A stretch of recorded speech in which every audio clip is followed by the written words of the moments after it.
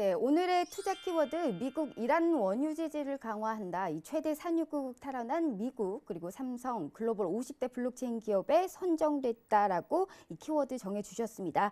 우선적으로 지금 이란 제재가 강화됐습니다. 이란은 지금 언제적부터 써먹고 있는 이 호르무즈 해협을 봉쇄하겠다. 유독 이 이란은 이것밖에 남지 않은 모양입니다. 지금 현재 거의 10년째 가까이 이것만에 대해서 얘기를 하고 있는 것 같은데 이 이란에 대한 제재가 계속적으로 이제 앞으로도 안 풀릴 것 같은 그러한 예상이 듭니다. 키워드에 대해서 설명 부탁드릴게요. 네, 금일 투자 키워드로 세 가지를 준비하였습니다. 지금 오일은 어제 아시아장에서부터 초급등을 하여서 66달러 부근까지 상승하였습니다.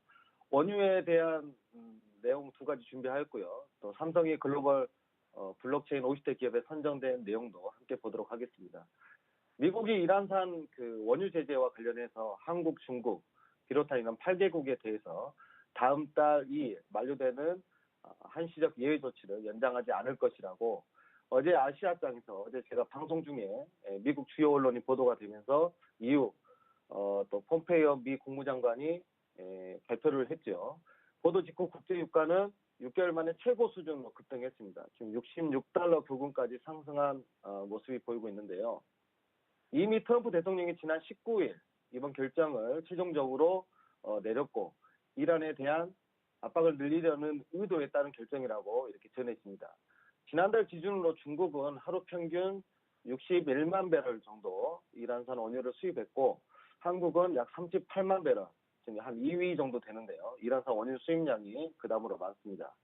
우리 업체들의 수입 의존도가 높은 이란산 초경질유 수입이 중단되면은 생산성과 수익성에 떨어지는 등 단기적인 타격이 불가피할 것으로 지금 예상됩니다. 미 정부는 유가 급등 등 이런 석유 시장의 충격을 최소화하기 위해 사우디아라비아, 아랍에미리트 등 주요 원유 생산국들과의 협의를 통해서 우리의 이들 8개국의 원만한 과도기 이행을 돕는다고 이렇게 원유 공급에 만전을 기하겠다고 말은 하였으나 실제 시장에 어떤 여파가 미칠지는 좀 주목됩니다. 이어서 두 번째 키워드를 그러면 왜 트럼프 대통령이 이렇게 트럼프 중동에 대한 이런 과감한 압박을 시도할 수 있을까에 대해서 한번 생각을 해보고자 합니다. 반 오바마 정책이나 또는 내년에 미 대선 보수 지지자들의 결집 등 여러 가지 이유가 있을 텐데요. 그 중에서도 미국이 러시아와 사우디아라비아를 제치고 연간 기준으로 지금 45년 만에 세계 최대 산유국 지위를 탈환한 것으로 이렇게 지금 확인이 되고 있습니다. 지금 미국은 셰일 오일이죠. 이런 증산에 힘입어서 지금 하루 평균 산유량이 지금 17%를 급증이 돼 있고 지금 1,095만 배럴 지금 이렇게 17% 급증화 돼 있고 그에 반해서 지금 러시아와 사우디아라비아는 2, 3% 증가에 머물렀습니다. 지금 반면 원유 수입 의존도는 지금 30년 만에 최저 수준으로 떨어졌으니까 지금 미국으로서는 수건 사업이 지금 해결된 모양입니다. 미국 에너지 정보청 EIA는 미국이 내년이면 원유 등 에너지 수출이 수입을 웃도는 순수출국에 오를 것으로 이렇게 전망을 하고 있는데요.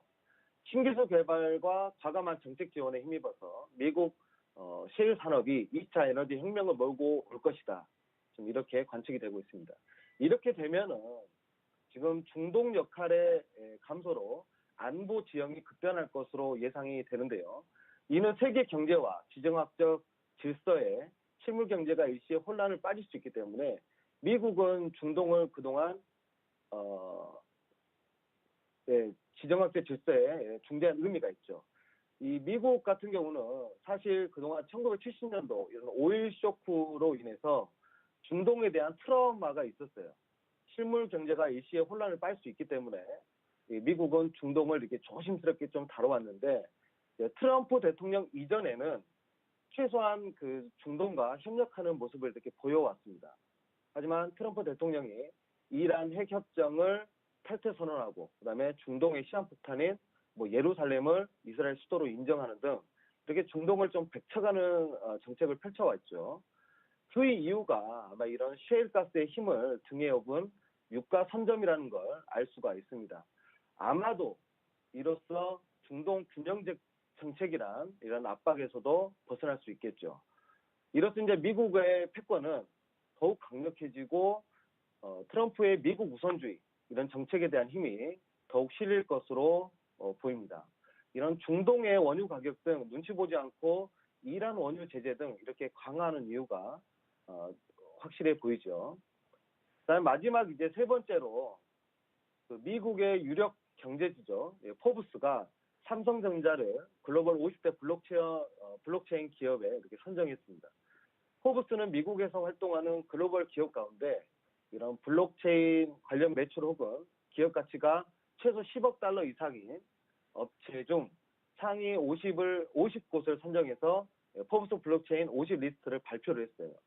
업종별로는 금융의 22개, IT 미디어 기업이 17개인데 미국 기업이 33개고요. 유럽은 13개, 아시아 기업은 4개뿐이에요. 그중에 이제 삼성이 낀 거죠. 이렇게 이제 수많은 블록체인 기업 가운데 글로벌 대기업과 이런 블록체인 사업이 무엇이 있을까 한번 보고자 합니다. 포브스가 발표한 블록체인 기업 중에 좀 대표적인 것만 볼 텐데요. 우리가 이제 보통 잘 아는 알리안츠 있죠. 독일계 대형 보험사인데 이 알리안츠가 그 항공 지연 보험을 스마트 컨트랙트를 활용하고 있는데 비행기가 특정 시간까지 연착되면은 이 스마트 컨트랙트가 작동해서 이 스마트폰으로 울려요. 그러면 여기에 이제 소비자가 은행 계좌를 입력하면 바로 보험금을 탈 수 있죠. 이러한 이제 블록체인 기술을 적용하고 있고요. 그다음에 이제 우리가 그 맥주죠, 버드와이저, 벨기에 버드와이저를 생산하는 이 NIVC는 이 소비자가 그 운전면허 정보를 블록체인에 이렇게 업로드하면은 자판기 가서 스마트폰을 이렇게 스캔하면은 맥주를 구입할 수가 있어요. 그리고 미국의 대표적인 시티그룹, 이 시티그룹도 지금 스타트업의 증권, 뭐 결제, 뭐 이런 파생 이런 거에 지금 블록체인 기술을 활용하고 있고요.